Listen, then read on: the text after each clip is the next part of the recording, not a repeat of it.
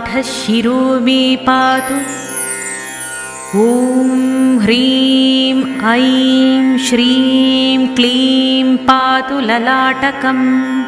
सम्बोधनपदं पातु नेत्रे श्रीबगलानने। श्रुत्वौ मम रिपुं पातु नासिकां नाशयद्वयम्। पातु गण्डौ सदा मामैश्वर्याणन्तं तु मस्तकम्। देहि द्वन्द्वं सदा जिह्वां पातु शीघ्रं वचो मम।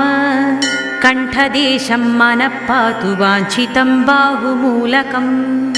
कार्यं साधयद्वन्द्वं तु करौ पातु सदा मम।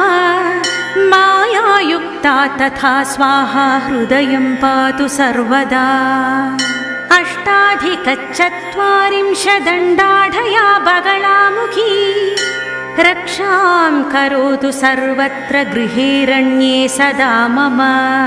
ब्रह्मास्त्राख्यो मनुः पातु सर्वाङ्गे सर्वसन्धिषु।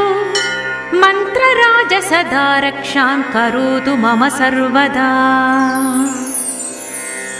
ॐ ह्रीं पातु नाभिदेशं कटिं मे बगलावतु। मुखिवर्णद्वयं पातु लिङ्गमे मुष्कयुग्मकम्। जानुनी सर्वदुष्टानां पातु मे वर्णपञ्चकम्। वाचं मुखं तथा पादं षड्वर्णां परमेश्वरी। जङ्घायुग्मी सदा पातु बगला रिपुमोहिनी। स्तम्भयेति पदं पृष्ठं पातु वर्णत्रयं मम। जिह्वावर्णद्वयं पातु गुल्फौ मे कीलयेति च। पादोर्ध्वं सर्वदा पातु बुद्धिं पादतले मम। विनाशाय पदं पातु पादाङ्गुल्योर्नखानि मे। ह्रीं बीजं सर्वदा पातु बुद्धीन्द्रियवचांसि मे। सर्वाङ्गं प्रणवः पातु स्वाहा रोमाणि मेवतु। ब्राह्मी पूर्वदले पातु चाग्नेयां विष्णुवल्लभा। माहेशी दक्षिणे पातु चामुण्डा राक्षसेवतु।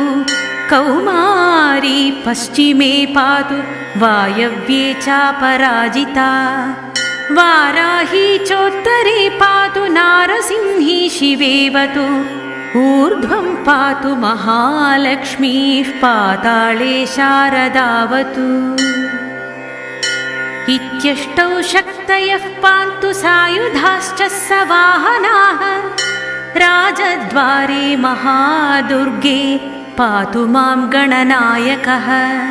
श्मशाने जलमध्ये च भैरवश्च सदावतु। विभुजा रक्तवसना सर्वाभरणभूषिताः। योगिन्यः सर्वदा पान्तु महारण्ये सदा मम। इति ते कथितं देवी कवचं परमाद्भुतम्। इति श्रीबगलामुखी कवचं सम्पूर्णम्।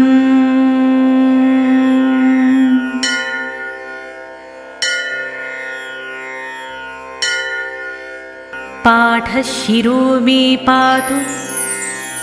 ॐ ह्रीं ऐं श्रीं क्लीं पातु ललाटकम्। सम्बोधनपदं पातु नेत्रे श्रीबगलानने। श्रुत्वौ मम रिपुं पातु नासिकां नाशयद्वयम्। पातु गण्डौ सदा मामैश्वर्याणन्तं तु मस्तकम्। देहि द्वन्द्वं सदा जिह्वां पातु शीघ्रं वचो मम। कण्ठदेशं मनः पातु वाञ्छितं बाहुमूलकम्। कार्यं साधयद्वन्द्वं तु करौ पातु सदा मम। मायायुक्ता तथा स्वाहा हृदयं पातु सर्वदा।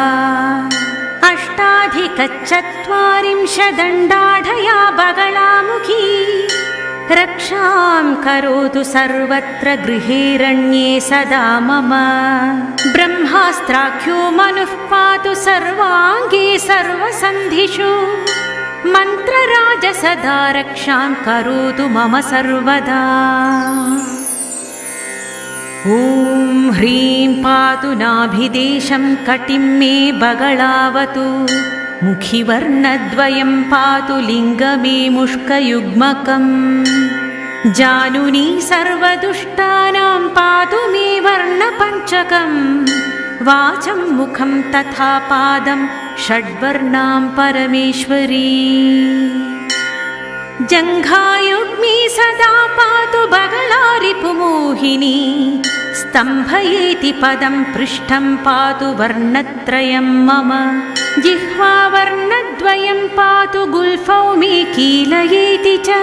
पादोर्ध्वं सर्वदा पातु बुद्धिं पादतले मम। विनाशाय पदं पातु पादाङ्गुल्योर्नखानि मे। ह्रीं बीजं सर्वदा पातु बुद्धीन्द्रियवचांसि मे। सर्वाङ्गं प्रणवः पातु स्वाहा रोमाणि मेवतु। ब्राह्मी पूर्वदले पातु चाग्नेयां विष्णुवल्लभा। माहेशी दक्षिणे पातु चामुण्डा राक्षसेवतु। कौमारी पश्चिमे पातु वायव्ये चापराजिता। वाराही चोत्तरे पातु नारसिंही शिवेवतु। ऊर्ध्वं पातु महालक्ष्मीः पाताळे शारदावतु। इत्यष्टौ शक्तयः पान्तु सायुधाश्च सवाहनाः। राजद्वारे महादुर्गे पातु मां गणनायकः। श्मशाने जलमध्ये च भैरवश्च सदावतु। विभुजा रक्तवसना सर्वाभरणभूषिताः। योगिन्यः सर्वदा पान्तु महारण्ये सदा मम। इति ते कथितं देवी कवचं परमाद्भुतम्। इति श्री बगलामुखी कवचं सम्पूर्णम्।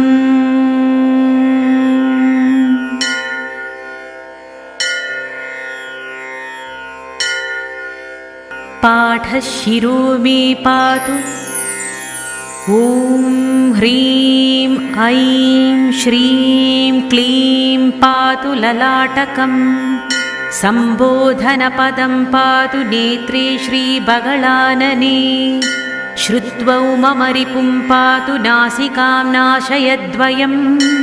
पातु गण्डौ सदा मामैश्वर्याणन्तं तु मस्तकम्। देहि द्वन्द्वं सदा जिह्वां पातु शीघ्रं वचो मम।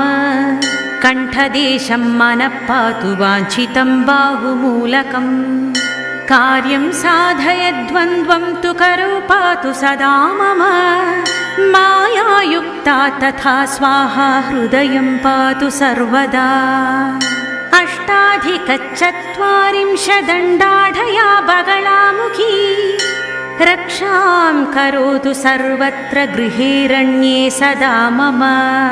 ब्रह्मास्त्राख्यो मनुः पातु सर्वाङ्गे सर्वसन्धिषु। मन्त्रराज सदा रक्षां करोतु मम सर्वदा। ॐ ह्रीं पातु नाभिदेशं कटिं मे बगलावतु। मुखिवर्णद्वयं पातु लिङ्गमे मुष्कयुग्मकम्। जानुनी सर्वदुष्टानां पातु मे वर्णपञ्चकम्। वाचं मुखं तथा पादं षड्वर्णां परमेश्वरी। जङ्घायुग्मी सदा पातु बगला रिपुमोहिनी। स्तम्भयेति पदं पृष्ठं पातु वर्णत्रयं मम। जिह्वावर्णद्वयं पातु गुल्फौ मे कीलयेति च। पादोर्ध्वं सर्वदा पातु बुद्धिं पादतले मम। विनाशाय पदं पातु पादाङ्गुल्योर्नखानि मे। ह्रीं बीजं सर्वदा पातु बुद्धीन्द्रियवचांसि मे। सर्वाङ्गं प्रणवः पातु स्वाहारोमाणिमेवतु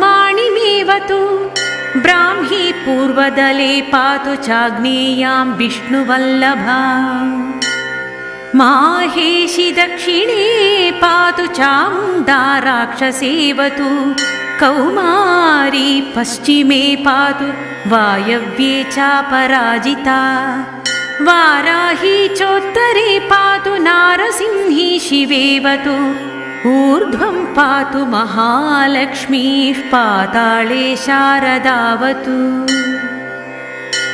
इत्यष्टौ शक्तयः पान्तु सायुधाश्च सवाहनाः राजद्वारे महादुर्गे पातु मां गणनायकः श्मशाने जलमध्ये च भैरवश्च सदावतु द्विभुजा रक्तवसना सर्वाभरणभूषिताः योगिन्यः सर्वदा पान्तु महारण्ये सदा मम इति ते कथितं देवी कवचं परमाद्भुतम् इति श्रीबगलामुखी कवचं सम्पूर्णम्।